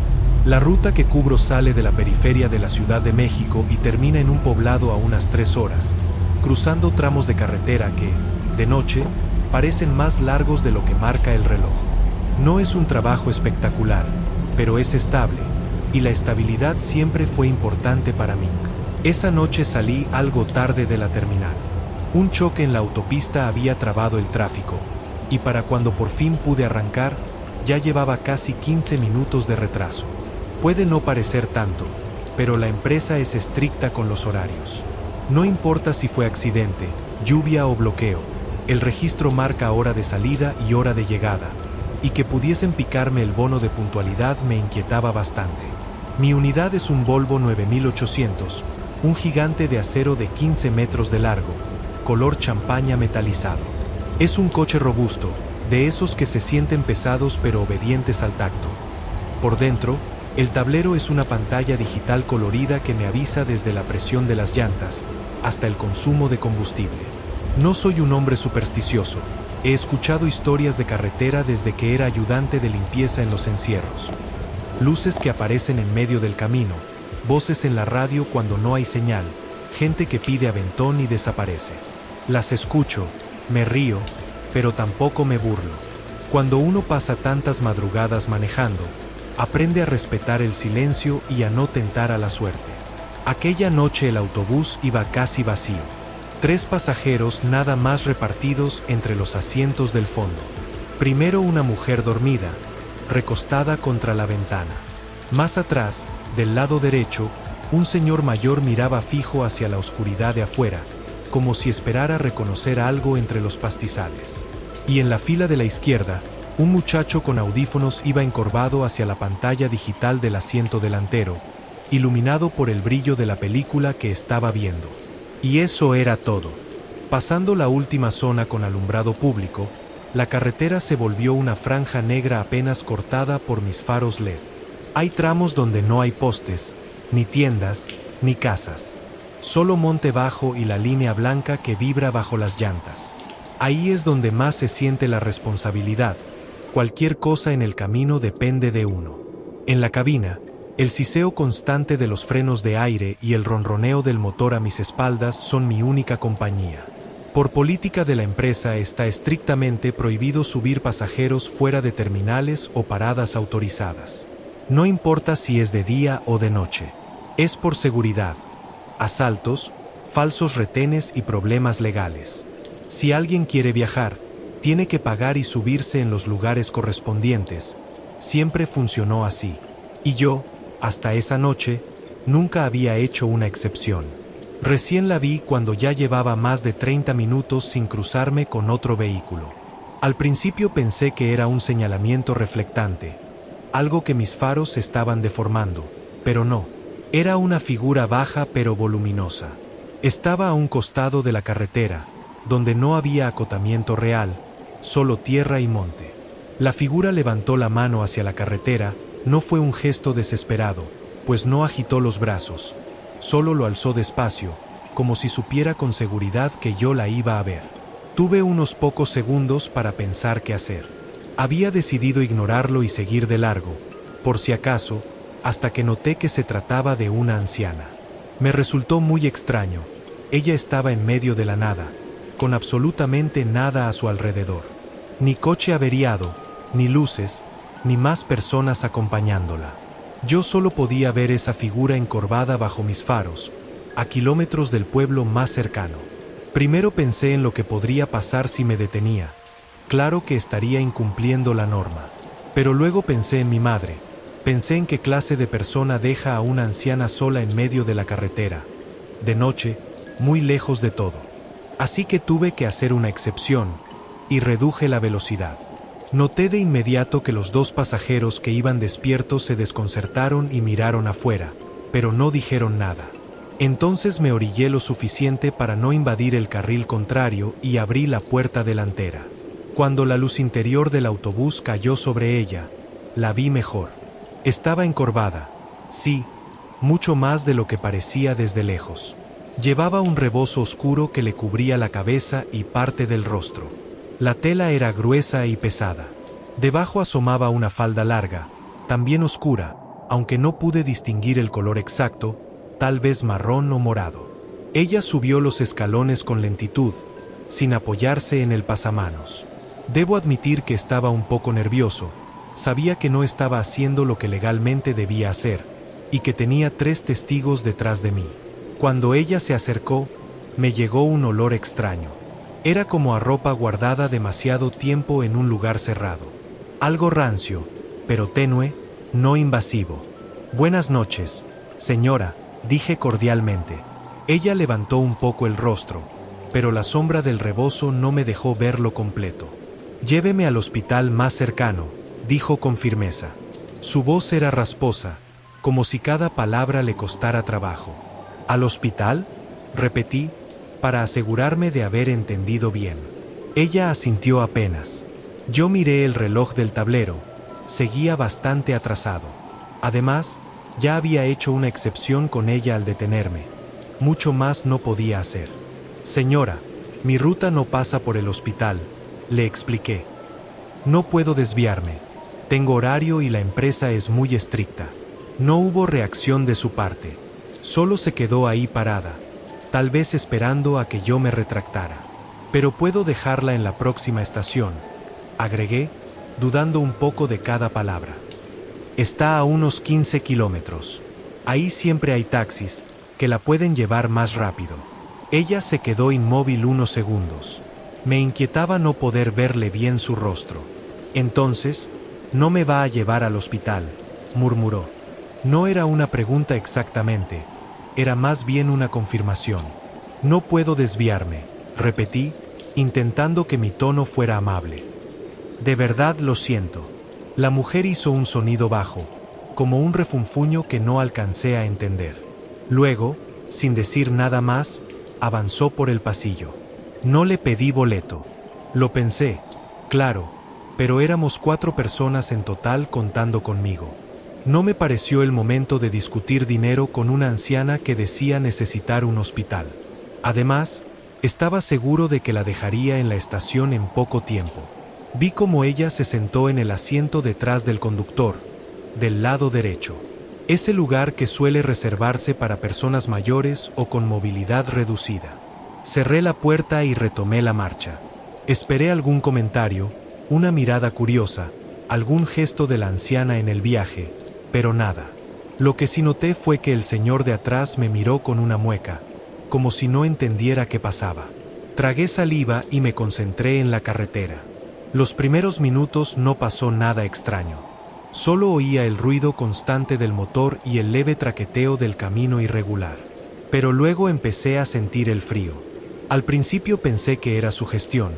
Las madrugadas suelen enfriarse en esos tramos abiertos. Pero el aire acondicionado estaba apagado. Aún así, la temperatura dentro del autobús comenzó a bajar radicalmente. Lo noté porque mis manos, sobre el volante, empezaron a entumecerse. De pronto, exhalé y vi, con claridad, una pequeña nube blanca salir de mi boca. Fruncí el ceño y miré el indicador del tablero. Marcaba una temperatura estable, nada fuera de lo común. Sin embargo, el frío se volvió a cada minuto más intenso, como si alguien hubiera abierto una puerta invisible al invierno. En algún momento noté como el espejo retrovisor comenzó a empañarse. Eso sí me preocupó, así que activé un interruptor del tablero para calentar el cristal, y así evaporar la humedad. Lo apagué, pero noté que a los pocos segundos volvió a empañarse, así que tuve que dejarlo encendido todo el tramo que quedaba. Algo me había puesto muy incómodo en mi propia cabina. No podía decir bien el qué, pero estaba seguro de que esa anciana tenía algo que ver. Por algún motivo, sentí como el corazón empezó a latirme más rápido. No quise voltear directamente hacia el asiento detrás de mí, tal vez solo era sugestión, pero me limité a observar de reojo. La anciana seguía ahí sentada, completamente quieta. Su rebozo caía pesado sobre los hombros. La ventana junto a ella estaba entreabierta. Lo noté porque vi el pequeño espacio oscuro en la parte superior del cristal. Sin embargo, su ropa no se movía. Ni un pliegue, ni una hebra. Sentí algo más entonces. Algo que, ahora sí, me dejó completamente helado. Fue una respiración demasiado cerca de mi cuello, como si alguien estuviera detrás de mi hombro izquierdo, exhalando despacio. Pero la anciana estaba a mi derecha, y los pasajeros estaban varios asientos más atrás. No quise girar la cabeza. Me repetí a mí mismo que era el aire frío pasando por alguna rendija, que era cansancio, que llevaba muchas horas despierto. Pero vaya sorpresa la que me llevé cuando miré al espejo retrovisor, para comprobar que no estuviera empañado, y el reflejo de la anciana no estaba donde tendría que estar. De hecho, no había ningún reflejo. Seguí avanzando, no podía hacer otra cosa, pero no poder ver a la anciana me había puesto muy paranoico. Parpadeé varias veces, pero seguía su asiento vacío. Entonces tomé coraje y me volteé rápidamente. No quería descuidar el volante. Inexplicablemente, la señora se encontraba ahí, en la misma posición en la que se había sentado cuando llegó. Cuando volví la vista al frente traté de decirme a mí mismo que estaba soñando, que seguramente era un juego de luces macabro. Sentía la necesidad de llegar lo antes posible a la siguiente estación. No quería estar en el mismo autobús que ella ni un segundo más. Pero los kilómetros parecían más largos de lo habitual. En algún punto, sentí un leve crujido detrás de mí, como el sonido de tela deslizándose contra el asiento. La anciana se puso de pie. La vi por el rabillo del ojo. Noté que no se apoyó en nada. Simplemente apareció levantada y encorvada, a mi derecha, intimidantemente cerca, y aún así seguía sin poder verle el rostro. ¿Entonces no me va a llevar al hospital?, dijo con un tono frío y seco, que sonó a ultimátum. Ya le expliqué, señora, respondí, intentando que mi voz no temblara. No puedo desviarme. La voy a dejar en la estación. Es lo más que puedo hacer. Hubo un silencio espeso. Por un instante pensé en justificarme más, pero sentí que lo que sea que dijera solo empeoraría la situación. Ella no se veía herida, no parecía estar sangrando ni tener dificultad para caminar. Solo estaba ahí, cubierta por el rebozo, como si ocultara algo bajo el que no quería mostrar. Pensé que si fuera algo realmente urgente, ella habría pedido ayuda de otra manera. Y ese pensamiento, por primera vez en la noche, me hizo desear no haber frenado. El silencio que quedó después de mi respuesta fue tan pesado que me obligó a mirarla. Giré apenas la cabeza, lo justo para confirmar que seguía ahí, pero no estaba. Ni a mi lado, ni en su asiento. Parpadeé varias veces, confundido. Los 3 pasajeros seguían en sus lugares, ajenos a todo lo que estaba pasando. De pronto sentí que la garganta se me cerraba. ¿En qué momento ella se había ido? Intenté convencerme de que se había movido hacia la parte trasera del autobús, fuera de mi ángulo de visión. Esa era la única explicación lógica. Volví la mirada al camino, tratando de concentrarme en la carretera, pero debo admitir que ya para ese momento me encontraba aterrado, conteniendo la respiración mientras manejaba, y rogaba llegar lo antes posible. Entonces, algo golpeó la ventanilla a mi izquierda. Giré la cabeza y todo el aire se soltó de golpe. La anciana estaba afuera, aferrada al marco de la ventana del conductor, como si hubiera aparecido flotando junto al autobús en plena carretera. Pero eso era imposible. Íbamos a más de 80 kilómetros por hora. Su rebozo ni siquiera se agitaba con el viento. Sus dedos largos y huesudos estaban tensos contra el marco metálico. Esta vez sí pude ver su rostro, o lo que quedaba de él. La mitad inferior estaba cubierta por la sombra del rebozo, pero pude ver que en sus ojos solo había 2 cuencas profundas, hundidas en la piel arrugada. Entonces habló, casi en un grito rencoroso, pero sus labios no se movieron. Le dije que me llevara al hospital. Sentí que el corazón me explotaba en el pecho. Solté un grito involuntario y giré el volante sin pensar. El autobús se salió del carril. Las llantas mordieron la tierra de la cuneta y todo el vehículo se sacudió violentamente. Escuché los gritos de los pasajeros detrás de mí, el golpe de equipaje cayendo y el crujido de la suspensión mientras atravesábamos los matorrales.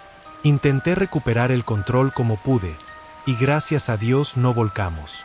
El autobús se detuvo con un impacto seco contra un montículo de tierra.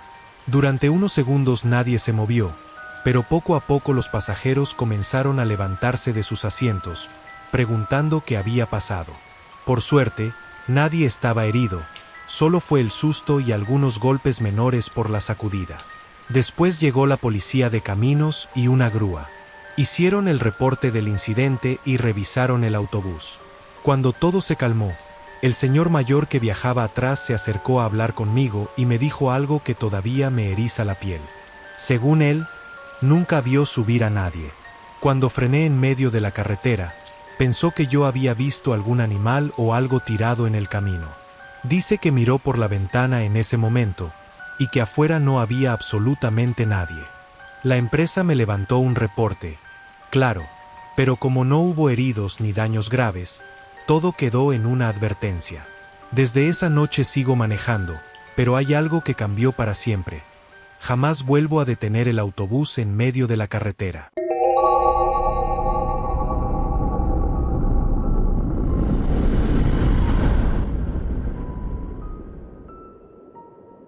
Para entonces tenía unos 24 años.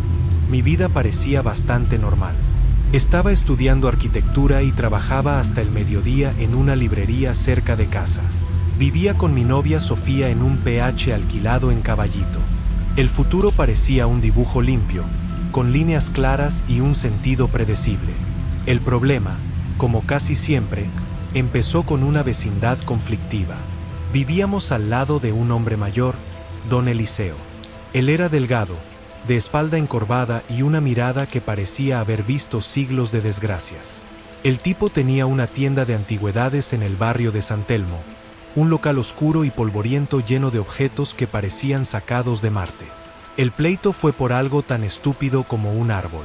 Un paraíso que crecía en el límite de nuestras propiedades, cuyas raíces, según él, amenazaban con socavar los cimientos de su casa. Yo, joven y arrogante, le dije que era una exageración, que los árboles no hacían eso. La discusión se fue caldeando semana a semana, hasta que una mañana explotó. Yo estaba regando las plantas en la vereda, cuando él salió directo a confrontarme. Que el árbol esto, y que el árbol aquello. Empezamos a subir cada vez más el tono de la voz, hasta que de repente se quedó mudo. Me miró fijamente con esos ojos pequeños y oscuros, llenos de odio. Luego, dijo, «Usted es joven. Cree que puede hacer lo que quiera sin pagar consecuencias. Me ha quitado la paz, muchacho. Me ha llenado de sombras». Yo estaba a punto de responderle, de decirle que se calmara, pero él levantó una mano temblorosa. «Que la sombra que me ha provocado le devore por dentro», susurró. «Que crezca en usted y lo vuelva polvo». Y entonces, se escupió la mano y me rozó el brazo desnudo con ella. No pareció ser un escupitajo de rabia, sino un gesto ritual, preciso y cargado de maldad. Me quedé paralizado, sin saber qué decir. Parte de mí se rió por dentro, tomándolo como el delirio de un viejo loco. Pero, por otra parte, me sentí muy incómodo. Entonces, para evitar que la pelea se vaya de las manos, me di la vuelta y cerré la puerta con más fuerza de la necesaria. Simplemente traté de olvidarlo. Al día siguiente, me desperté sintiéndome raro, pero no era un resfriado ni una resaca, era pesadez, un cansancio extremo. Mientras me afeitaba, me miré al espejo y noté que mi piel tenía un tono más pálido, más grisáceo. «Será el estrés de los exámenes», me dije, pero más tarde, mientras lavaba unos platos, noté algo raro en mi antebrazo derecho. Era un pelo, blanco y grueso. Lo arranqué sin pensarlo y lo tiré por el desagüe sin darle mayor importancia. Eso era solo el principio, y no tenía la más mínima idea de lo que me esperaba después. Los días siguientes fueron un ejercicio de negación. La pesadez se convirtió en mi compañera constante, una mochila invisible que me arrastraba hacia el suelo. Mis estudios de arquitectura, que antes me apasionaban, se volvieron una tortura. Las líneas en los planos se difuminaban, las fórmulas se me olvidaban.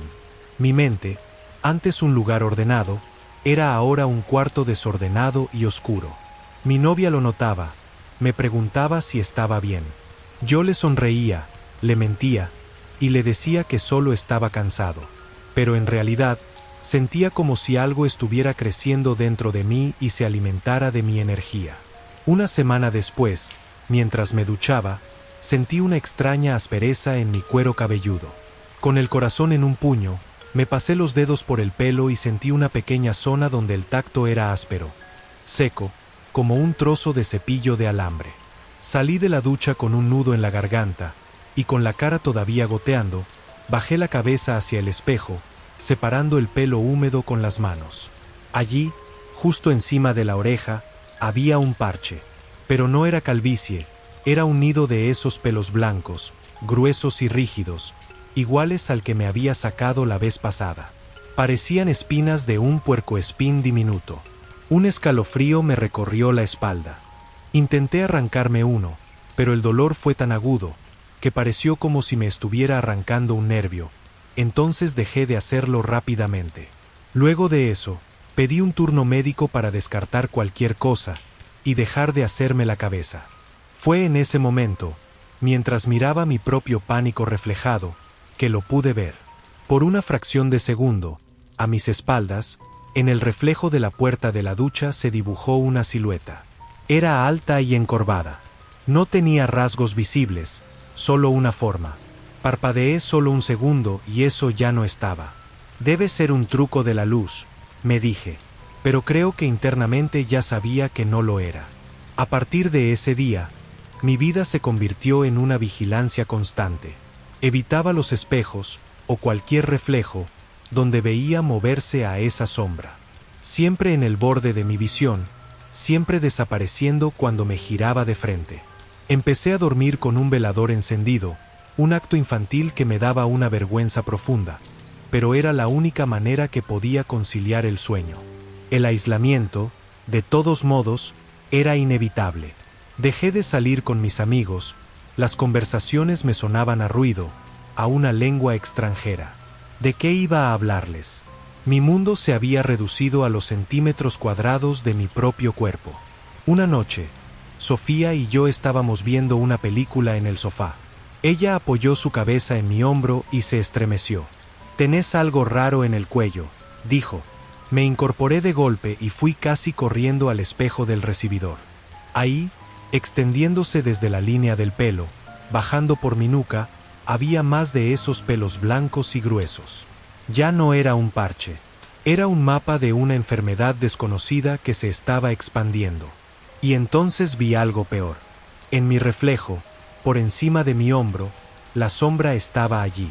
Más nítida esta vez. Pude sentir un aliento frío en la nuca que me hizo gritar del miedo. Un grito corto, ahogado por el pánico. Sofía se levantó asustada y vino corriendo hacia mí. «¿Qué te pasa?». Cuando lo perdí de vista por la distracción de Sofía, me giré desesperado y miré el sofá, el rincón detrás de mí. Pero ya no había nada, solo la lámpara de pie proyectando sombras normales. «No me pasa nada», mentí, con la voz temblorosa.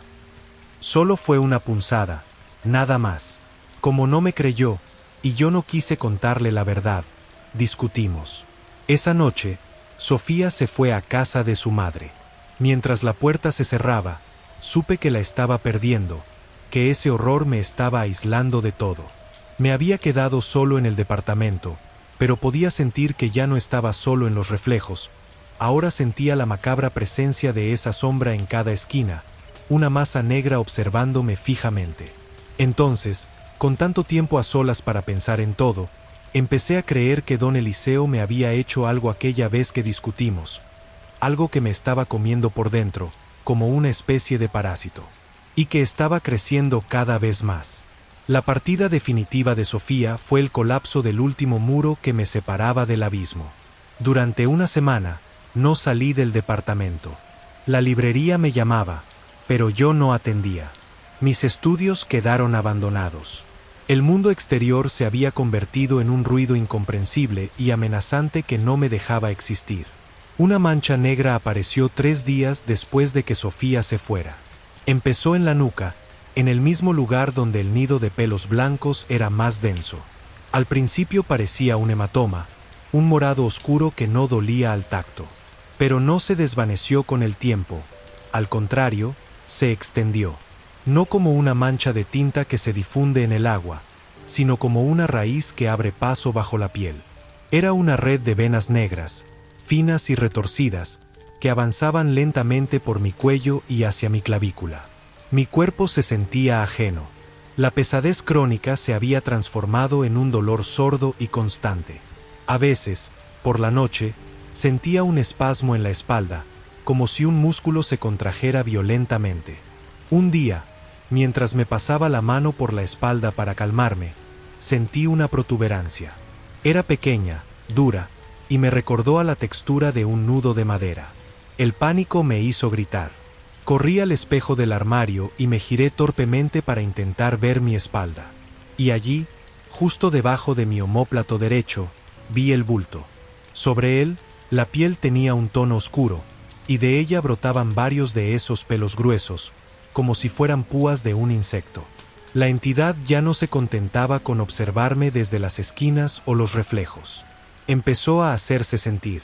Una noche, estaba sentado en el sillón, cuando sentí un frío intenso en mi pierna derecha. Miré y vi una huella. Pero no era una mancha ni un reflejo, era la clara y definida silueta de dedos largos y delgados impresa en mi pijama, como si una mano invisible me hubiera agarrado.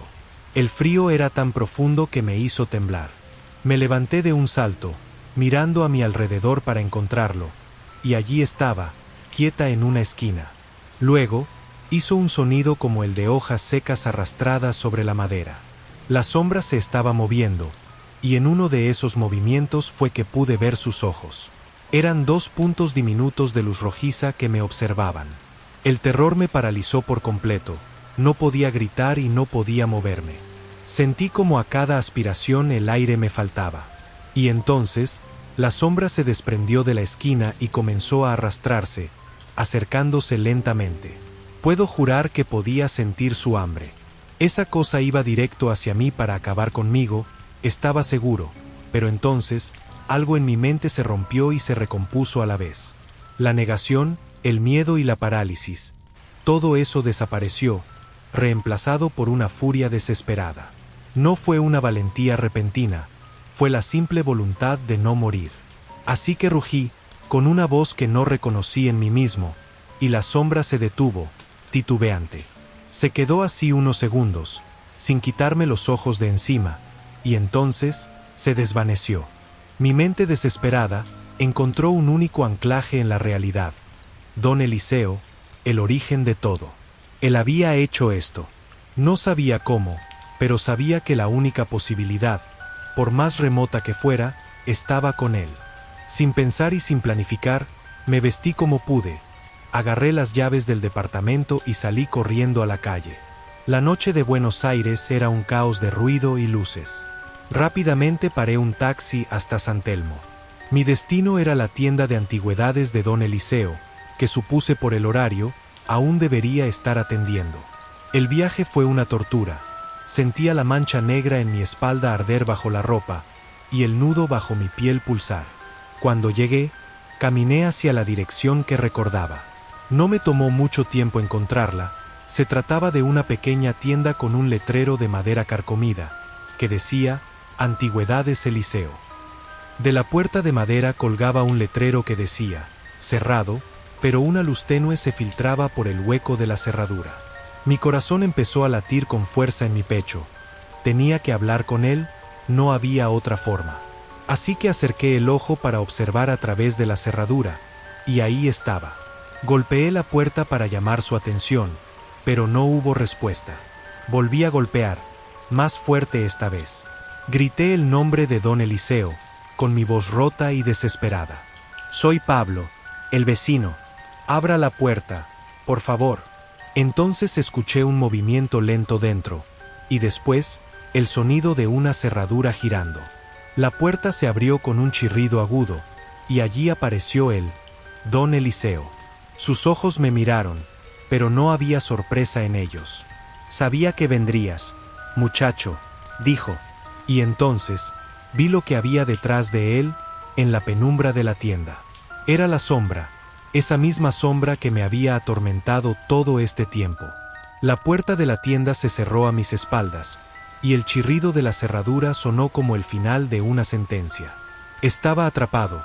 Por un momento me arrepentí totalmente de haber entrado. Los ojos rojos de la cosa se fijaron en mí, y supe con una certeza absoluta que me reconocía. ¿Qué es eso?, logré preguntar, con voz ronca y sin ser capaz de mirar para otro lado. Don Eliseo se apoyó en el marco de la puerta. Eso, muchacho, lleva generaciones en mi familia. Se alimenta de la desesperación y del miedo. Se ancla en una debilidad y empieza a crecer. Tu arrogancia fue la puerta de entrada, y tu pánico fue la comida. Yo solo hice que te viera, nada más. De repente y sin previo aviso, sentí un dolor profundo en mi torso. Me quité instintivamente la campera y la camiseta, y vi que la mancha negra se había extendido como una enredadera venenosa, desde mi nuca y bajando por mi espalda y pecho. Entonces noté que el nudo bajo mi piel se había multiplicado. Ahora eran muchos y cubrían toda mi espalda. De ellos brotaban esas púas negras y duras. Parecía un monstruo a medio hacer. De pronto, la sombra se deslizó un poco más hacia mí. «Haga algo», grité, retrocediendo hasta chocar con una estantería llena de libros polvorientos que cayeron con estrépito. «Sáquemelo de encima». «No se puede sacar», dijo Eliseo, con calma. «Solo se puede transferir. Deberías agradecerme. Yo te la di porque mi cuerpo ya está viejo, Estaba a punto de consumirme por completo, pero si aprendes a convivir con ella puede serte muy útil. Está usted loco, viejo. Quiero que me quite esto. ¿Es por lo del árbol? Si revierte esto, le prometo que lo primero que haré será sacarlo. Le rogué, desesperado. Ya sabes la respuesta, dijo. Entonces se giró bruscamente y caminó hacia la puerta de la tienda. La abrió de par en par, dejando que la noche fría y húmeda de San Telmo entrara como un aliento fantasmal. La calle estaba casi desierta, solo se veía una pareja a lo lejos y el farol de la esquina parpadeando. La puerta está abierta, muchacho, dijo Eliseo, sin mirarme. Si no lo quieres, ya sabes lo que tienes que hacer. Me quedé paralizado. El dolor era tan intenso que no me dejaba pensar con claridad. Don Eliseo no me estaba dando una solución. Me estaba ofreciendo la oportunidad de convertirme en él. No puedo hacer eso, susurré, aguantándome las lágrimas que amenazaban con brotar de mis ojos. Podrás, replicó él, con una voz dura y sin piedad. Cuando el dolor sea insoportable, cuando sientas que tu propia alma se está desprendiendo de tu cuerpo, serás capaz de cualquier cosa. La voluntad de vivir es el instinto más egoísta que existe. Así que elige, aulló Eliseo, y su voz retumbó en mi cabeza. Elige ahora o muere aquí mismo. Con un rugido de agonía, me puse de pie. Ya no pensaba. No podía hacerlo pues era muy doloroso. Entonces me lancé a la puerta, empujando a Eliseo a un lado. Salí a la calle tropezando. Debo haber parecido un borracho o un poseído. El aire nocturno me alivió un poco. Miré a mi alrededor, desesperado, y vi a la pareja a lo lejos. Empecé a correr hacia ellos torpemente. Eran dos turistas, un hombre y una mujer, que reían mientras miraban un mapa, completamente ajenos a mi horror. ¡Ayuda!, grité, mientras me acercaba tambaleando. Por favor, ayúdenme. El hombre se giró, su sonrisa se desvaneció rápidamente al ver mi rostro pálido y cubierto de sudor. Él era joven, quizás de mi edad. ¿Qué te pasa?, preguntó él, dando un paso hacia mí. Pero era demasiado tarde.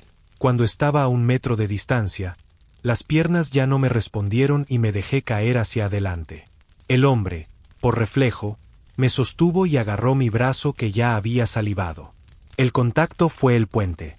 Sentí una fuerte descarga eléctrica, no de calor, sino de vacío. El frío que me congelaba por dentro fluyó por mi brazo como una marea negra y pasó a él a través de sus dedos. Vi sus ojos abrirse desmesuradamente. Soltó mi brazo como si le hubiera quemado, y se miró la mano con terror. Yo caí al suelo, pero esta vez no por la agonía, sino por el agotamiento.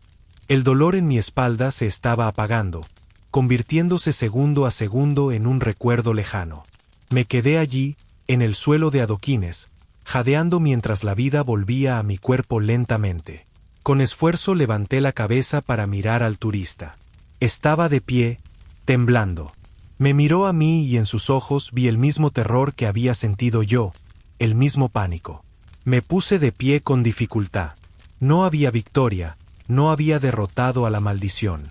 Sentí que me había convertido en Don Eliseo. Entonces, giré la cabeza hacia la tienda de antigüedades. Don Eliseo estaba en la puerta, observándome. Asintió lentamente, como si fuera un gesto de bienvenida a un nuevo miembro del infierno. Me di la vuelta y me alejé sin rumbo por las calles de San Telmo, sabiendo que, aunque había sobrevivido, la maldición no había terminado, solo había encontrado un nuevo hogar. Si llegaste hasta acá es porque el video te gustó, así que regálame un pulgar arriba y una suscripción. Así juntos podemos crear una comunidad muy activa. Sin más que decir, me retiro.